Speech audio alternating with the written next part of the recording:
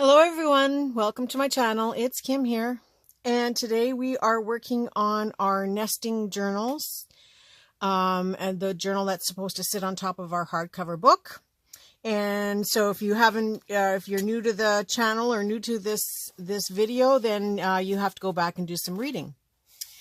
So we started out by taking a manila envelope, and I hope everybody got their homework done.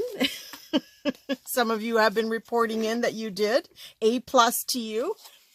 So we started out with a manila envelope that we completely covered in book pages on both sides. And if you remember, I covered mine on using a lot of the scraps that were left over from the hardcover journal, but not all the scraps. I still have lots to go yet.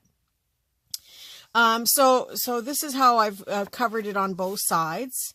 And I wanted to leave mine to dry, and I told you guys the same thing, to leave it to dry, and then we would gently fold them. And I'm just going to start to crease it a little bit here, and I use this tool a lot. And you know, you get one of these free with every glue stick, so take advantage of the free tool. And I just kind of crease it as I go along. This helps to avoid any buckling in your paper. And just gently pushing it. And you can see how sturdy this envelope has become since covering it. It's pretty amazing. And I like to just kind of bend it slowly so that it doesn't crack. And, you know, if yours cracks, don't worry about it. Just give it a little bit more of a cover if you're going to leave it plain. But if you're going to be putting fabric on it anyway, then I really wouldn't be too concerned about it. So it's coming along nicely here. I'm just going over the fold. If you have a bone folder, you may want to use a bone folder.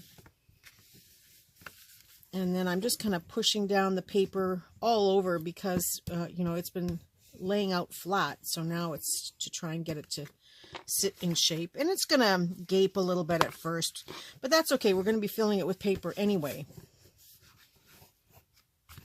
And as I mentioned, if you are not, whether you are or not covering your book with fabric, if you want to just take a very thin slice along the edge, even with your scissors, you can open this up to have 2 additional pockets.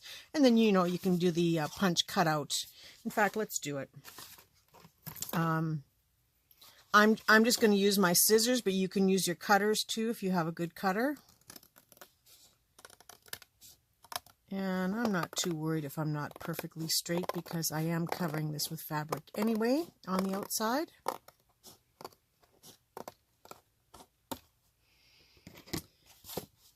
And now it's opened up. So I now have this huge tuck spot pocket that I can use in this journal to add, you know, little bits of ephemera or things that I might want to add into the journal as I work on it. And of course, if you have your circle punch, you can make a little thumb notch out of here. I don't know if mine is handy. I'll have to look for it. But I'm going to also open up the front and do exactly the same thing.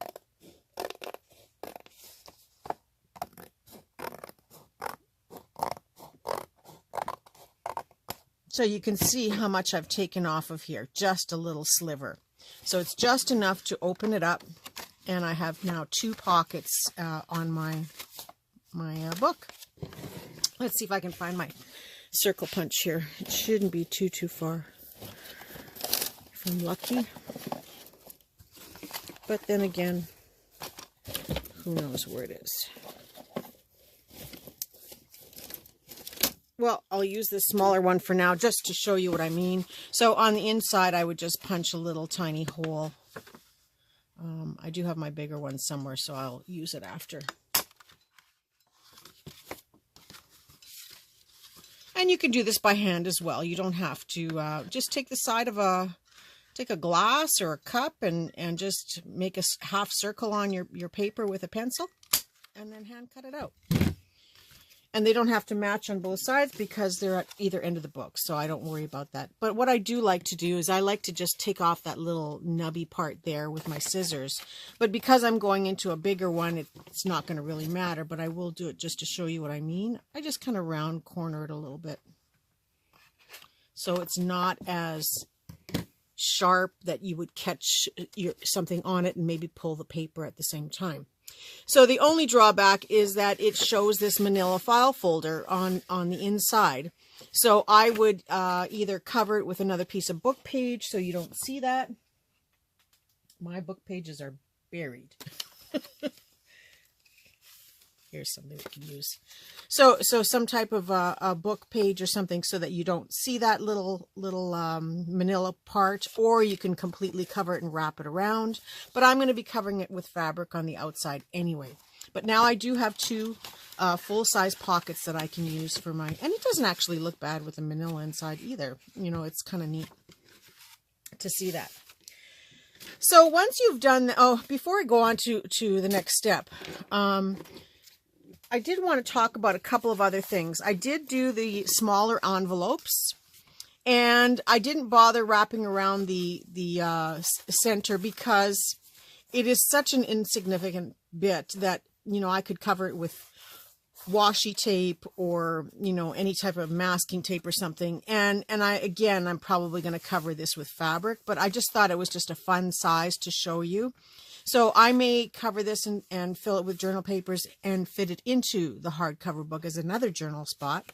And then this was the bigger envelope, although it's almost the same size as the manila envelope. It's just a little bit, just a half an inch shorter and a half an inch narrower. So it's not a huge amount of difference. But both of these now are perfect size to cover and make little mini notebooks. And I don't know about you, but we always need note paper in the house. So to take something like this and just either stitch in 20 sheets and leave it out to use in the house, they'll always get used up. My husband always likes making lists and keeping track of things. So these are perfect little notebooks to have around the house. And you know, it doesn't take much to cover these with paper. And you can make these little decorative books. So keep that in mind if ever you've got some extra envelopes or cardstock that you want to just cover and turn into a notebook. It's pretty easy. And then the next thing I wanted to show you, and I completely, I don't know, I zoned out or something. I was covering more of these manila envelopes, and I realized I could have shown you also how to do where you leave the flap out. And so I haven't finished, as you can see, but I wrapped papers around here to cover this part of the envelope. I didn't go in very far, so you can still see the manila inside there. And then I covered the flap as well. So the flap now, I need to wrap some paper around here or do some inking or something so you don't see that little bit. But again, I most likely will cover this with fabric, in which case, when I'm covering it, I will glue it down and cover the flap on the outside as well. So you won't see these lines, and it will just reinforce the cover with the fabric. But I will continue to decorate on the inside. I will show you this when it's done. The manila envelope does have a bit of an indent already there for you to not have to worry about it catching on the flap itself. And then when you close it, you can make a nice closure to, you know, like just putting a little circle and tying a cord around it and wrapping it to make a finished wrapped journal. So this is another alternative, is to keep the flap on and cover it and then use it the same way that we're using this one. Exactly the same thing. This way I've opened the pockets and then made the thumb punch. And here I wouldn't bother to do that because the envelope is open. But once this is completely covered, I can still do the same thing on this side. And in fact, covering it and then snipping just that hairline means that it'll sit even nicer in this fold of the flap. And then it'll give me additional space to fill up with more ephemera or stuff. So this is one I will work on and show you as a follow-up later on. But I just thought I would remind you that that is an option as well. But for now, this is what we've got for our nesting journal. And I'm happy with how it's coming along. I hope all of you are happy with yours. And so now we need to choose some papers. Now, when I was choosing my papers, of course, I did keep some of the journal pages, or the hardcover book pages that I wasn't using in the hardcover book. And again, I like to use what I have. I don't mind using paper that's written on, because I'm going to put stuff on it anyway, and I'm going to cover it up, if it's something I don't really want to look at. So I just thought I would show you. These are really long pages. So in order to make them 8.5 to fit in the book, you need to measure where your 8.5 mark is, which I'm able to see right here on my desk, on my measuring pad here that I have. So I know I have to fold it up at that point there. I'm just going to make a little dent in it and line it up as best I can.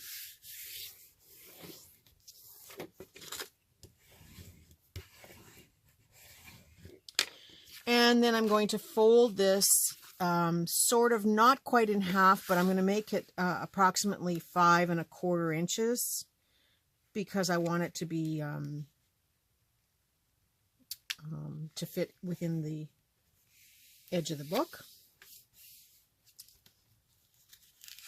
So once I folded that, so this page will sit like this in the signature, and so I can leave that there, but it does cause extra bulk in here on both sides. So what is better to do, and it causes extra bulk in your spine as well. So what I like to do is I like to just go up to that fold and take my scissors, and I'm going to cut to that fold on a very slight angle, not by much, right up to that fold. And then when you open it up, you now have 2 pockets that will sit on the page. And again, I can decorate these up so I don't have to leave it the way it is. And if I didn't like it this way, I could certainly fold it this way instead. And use the page that way in the book, but I kind of like it this way. So this just takes pressure off of the signature center. It takes the bulk out of these 2 flaps. They will now fold down nicely. And I now have 2 tuck spots. And I will glue this onto the page so it stays up. And I could possibly glue it closed, because now that it's flat, it doesn't have the pressure of this piece in the center to bulk up in here and then cause this to bulk up. So I can just now re-glue these down on both sides if I want, and have two tuck spots. And I will save that for the decorating stage. But there's one of my pages to go in my book. And we're going to put 12 pages, and you can see how nicely this fits in here. There is no interference with the notches. So yeah, about 5 1/4 is a great fold, but you will find that as we add more pages, they're going to bulk out a little bit further. So you may have to trim and play around with the pages as you go along. So I folded that one that way, but this one I'm just going to turn around and fold it in half, but it is already almost 6 inches. So I'm gonna fold it. Well, I think maybe this one I'm going to do the same thing. I'm going to do the 8 1/2 for the height, and just pinch fold there to get the right measurement, and do the same thing. But this time the design will be on the outside. Sorry, when you're doing this, sometimes you have to think about things as you go along. So I'm going to now fold this one in half, because we don't want everything to be exactly the same. So this is how I'm folding these larger pages. I have something on there. This is how I'm folding up these larger pages so that I can use them in the journal. without cutting them. I could cut them down to size too. And again, I'm going to do the same thing. I'm just going to open this up, fold it along that fold line, and I'm just going to cut up to the flap, just a very slight angle, just very, very slight.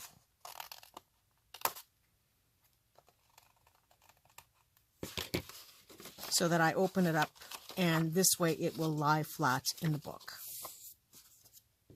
And that's kind of nice like that as two pockets. I have a nice background here, and I have a nice finish on the outside. So I'm going to stick that in there for now. They're not going to go side by side. I will stagger them out. And then I have this third one, and this is where I will show you. I'm going to put it in this way in the page, in the book. And for starters, it is just 8 inches and 1/8, so I know it's going to fit in there height-wise. But it is longer than 8.5 by 11. It's almost, well, it's almost 12 inches, not quite. So I'm not going to worry about that it's an exact, you know, 5.5 or 5 1/4. I'm just going to fold in a little piece like this. I'm going to fold, yeah, I'm going to fold it in. I was thinking I was going to fold it out. And again, just give it a little bit of a burnish to flatten it out. And then I'm going to fold that in half. So this is how, just some of the ways that you can use your larger papers and from your book, your hardcover book, and your leftover pages. And so when you open this up now, I will have a little flap that I can either glue down the sides and make it into a tuck spot, or I can have it where it flips out and have different things in it. So there's a third page in my book. And I am going to now add additional pages. I want a total of 12 pages. And there is no rhyme or reason. It's whatever you have. You can use digital printouts if you have. You can use more pages of your book. You know, I have these pre-made boxes of pre-folded paper, and there's some of my collection. I have 3 boxes like this. Every time I get a new stationery or a book that I want to take apart, I automatically put the fold at least 10 pages of each one and put them in the book so that I have signature pages ready to go. And these are all under the 8.5 by 11 size for the most part. I may have to trim some down. So I'm going to add one of those. One folded lined paper. This was the legal pad I had. So 2. I'm finally going to get to use my duck paper. This had the little mallard duck on the corner of the, it was just a brown letterhead, white on the inside, so I'm going to use that.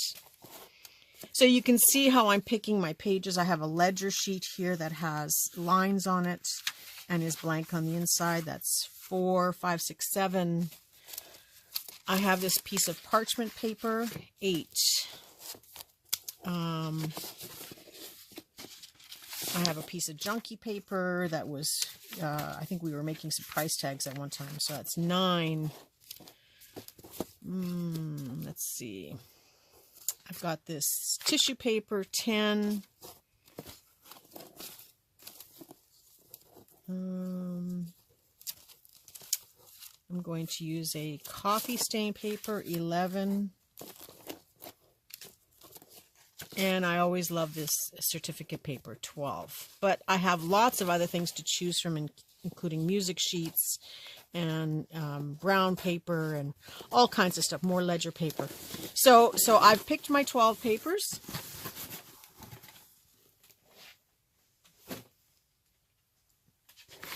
And now it's just a matter of gathering them up and deciding how I want them to sit in the journal. So something that might look, let's just have a look here. Now this is a little bit tall. So I think I'm just going to tear it down a bit with my ruler to 8.5 by whatever it is. Okay, so I'm just going to take about a 1/2 inch off I should do it right? Yeah, maybe about 3/4 of an inch I'll take off. And you know me, I'll keep this strip because this now is a whole strip that I can use almost like a faux washi tape. So I kind of like that to be on the outside. It's got a nice look to it. And because my journal is about embroidery, I'm not going to be adding a lot of ephemera stuff on this book. I think I will add some embroidery in here. So I like that page. And let's go to one of these that I had here pre-made. This one's got the flip out. And I'm going to add a coffee stain paper. There is no rhyme or reason. I don't normally even give it this much thought, but I'm doing it only because you're watching me. I'm going to add this flip out because it matches the brown. I've got this white paper. I'm thinking I'm going to put...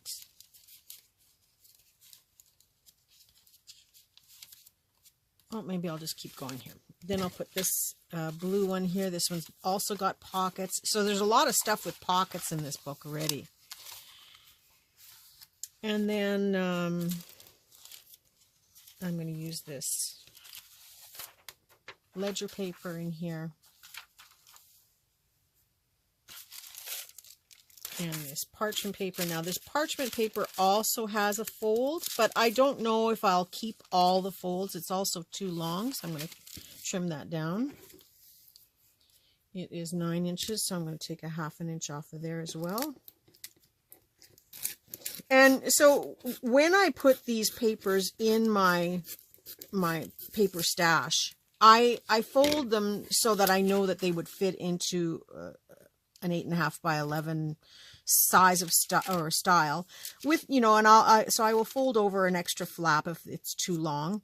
And knowing that, you know, I may not keep it folded like that, or I may go and get one that isn't folded and fold it differently. And in this case, I will probably, in fact, I'm going to do it right now. I'm just going to tear off this extra piece because I've got a lot of flap things going on in there already. I don't want them to all be like that. So I'm going to use that after this ledger paper.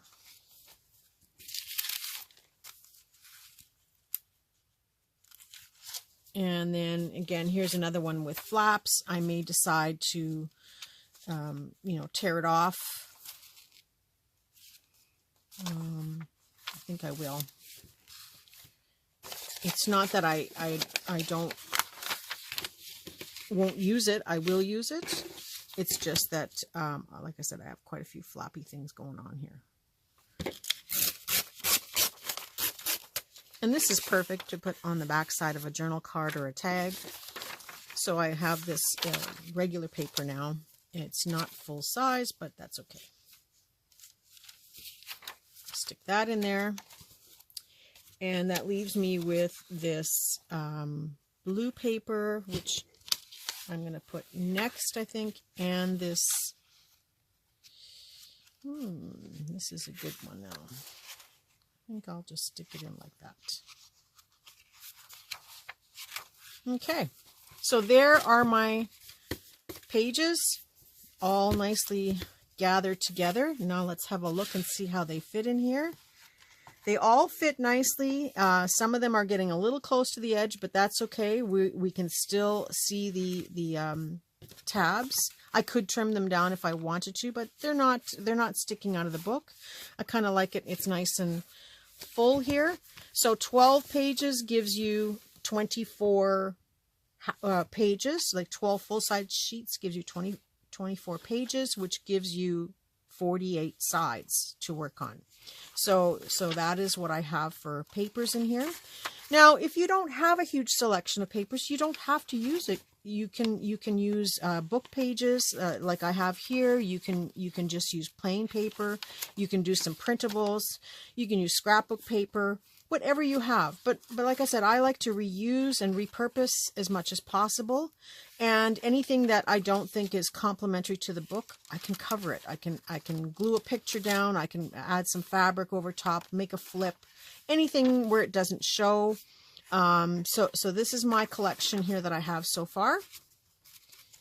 And just to give you another example, like there's the other side of each of these papers. This would be fun to stamp on this.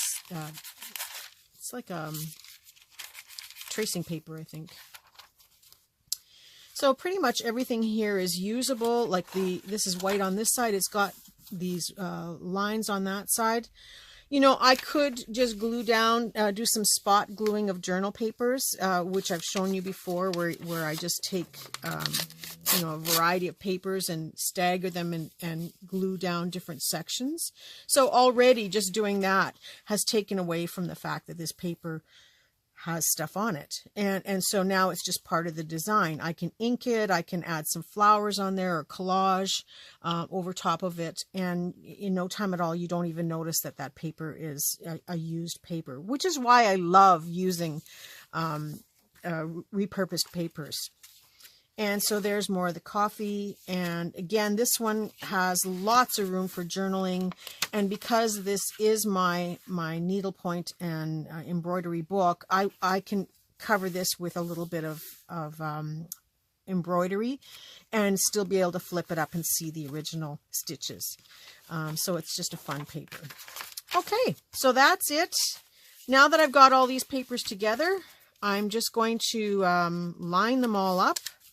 And the same process that we did with doing our signature for the hardcover, except we did a hidden signature. This time we're just going to go right through the whole spine. And I'm just going to line these up the way I like them. That looks pretty good to me. I don't mind if they get staggered up and down.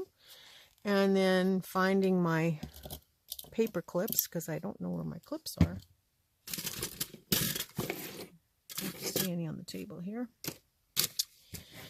Yeah, just not organized today. So I'm just going to take paper clips and paper clip this into place. Now there are fancy book binding tools. There's like a little cradle you can use. Some people use another book to sit their book into to do all the hole punching and stuff. I don't bother. You know, each signature gets put in quite easily, and I don't worry about lining it up, especially when it's one signature. The only thing is this paper is just off a little bit here. I'm going to pull it up. There we go. Especially when it's one signature, it doesn't matter if your holes are 100% perfectly lined up, you know, evenly. And it's just another tool to have. And so unless you are binding hundreds of books that you need that tool, I wouldn't run out and buy it unless you just, you know, I mean, if you want it, it's up to you. But so there's all my pages now clipped into the book, and I'm ready to do my signature on these. And I have in the past, like I have shown you, you know, to measure. If you feel comfortable and you want to measure, I kind of do 2, 4, 6 is where I'm at with that. I don't really measure it that closely. Like this is 9 inches, the book itself, but the papers are smaller. So I just kind of, when it's one signature, I just wing it and sort of hit the middle and then sort of hit about 1.5 inches to 1 inch from the top, and then same with the bottom. If I was doing a journal where I had to have 3 or 4 signatures and they all have to be lined up, then it's a different procedure of measuring, you know, making marks where you can see and then marking your paper as well. But for something like this, as long as the pages are within the book and you've caught them all and they're all held in place, I just go for it. So the first thing I have to do, of course, is thread my needle. And it's approximately 3 lengths for whatever cord you're using to stitch your signature in. And this is called the pamphlet stitch. You will have some left over, and if you like to work off the roll, you can work off the roll as well. But as you can see, I've been using this one for years. It never seems to run out. This is a waxed thread that I'm using, and hopefully I can thread it nicely on camera. Okay. Moment of silence here while I thread this.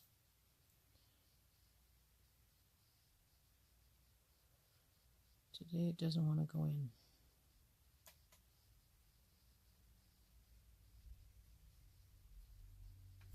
Okay, I'm going to do one more try, and then I'm going to do it off camera if it doesn't work this time.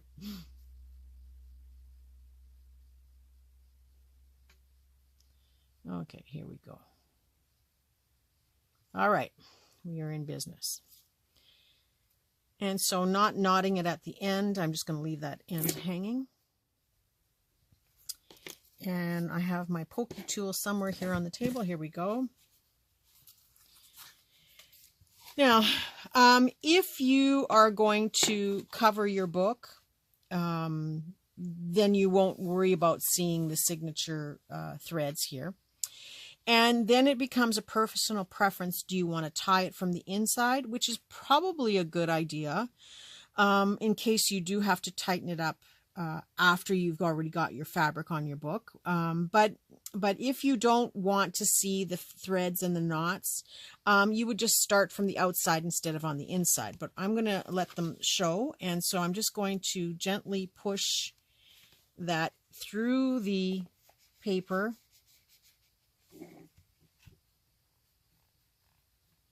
Until I can see the needle. I hope you can see that there coming through. So I went right through all of the pages. It's not that hard to do, and it's not that many pages to worry about. And then now I'm poking my needle through. And with a gentle tug, it will come through.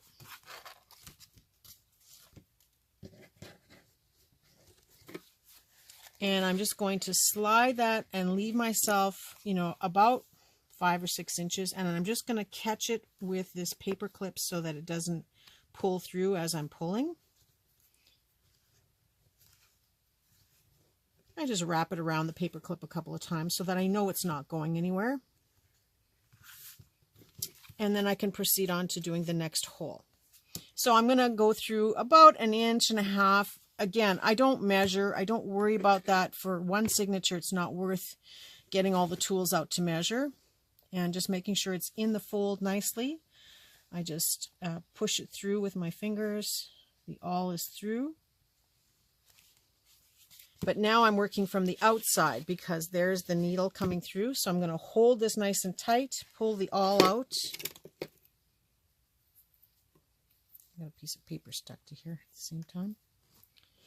And go through, coming up to the top of the book.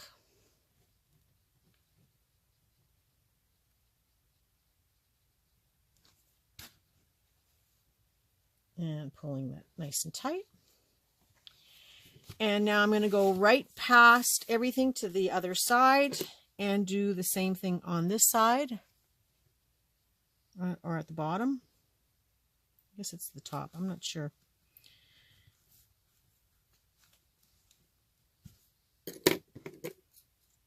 The good thing about the book pages is I don't have to worry on the cover which is the top or the bottom. Okay, and then pulling that through. So you see I've gone right past the whole center to the other end. And now I'm going to go through the hole that is pre-made in the center. And when I do that, the hole is already there. I do like to hold this string tight, and I kind of like to go towards that way while I'm pulling in one direction and pushing my needle through, just so it doesn't split the threads. And making sure I'm going through the right spot. Here we go. Sometimes you have to do it a couple of times and jiggle it around.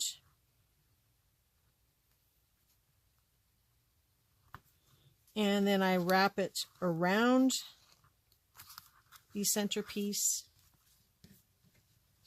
and I can tighten my book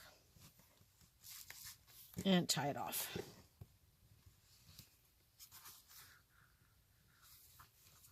And then just double check to make sure that it's pretty tight on here. See, it's a little bit loose yet, so I'm just going to tighten that up.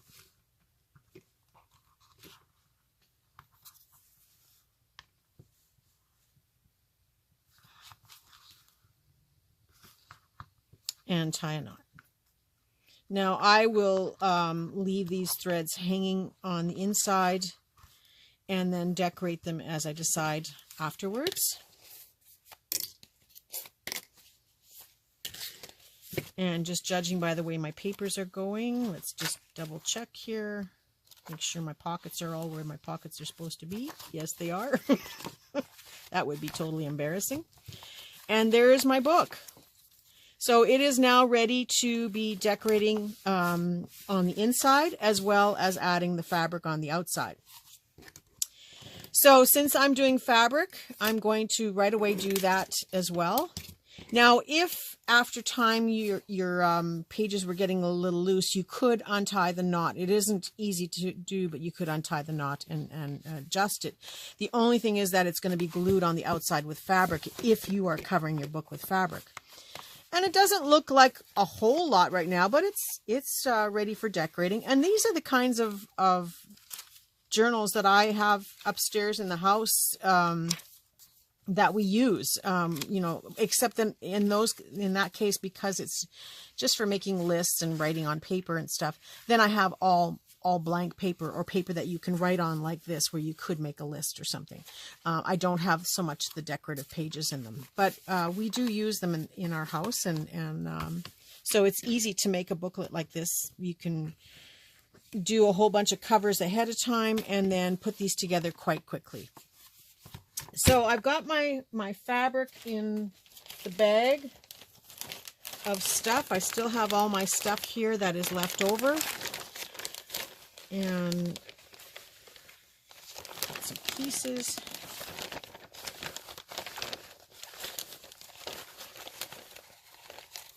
There we go.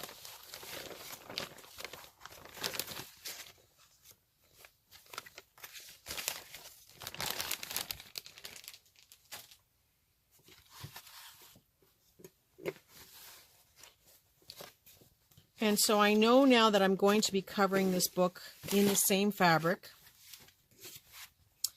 And I'm going to use my fabric glue to glue this on. I'm not going to bother stitching it. The glue works really, really well. I'm just going to make sure that I give myself the right pattern that I want. I think in this case I do want to go up to here, so I will either glue the sides down. Oh, I can't. I've got pockets now. Okay, so I have to trim my fabric to where I want it, and then cut it down to size where I want it there. So this is something I'm going to do off camera. You've seen me when I glued the fabric to the hardcover book. So it's the same process, and that is kind of what my book is going to look like. I'm just going to tear this down because I know I don't need quite that much.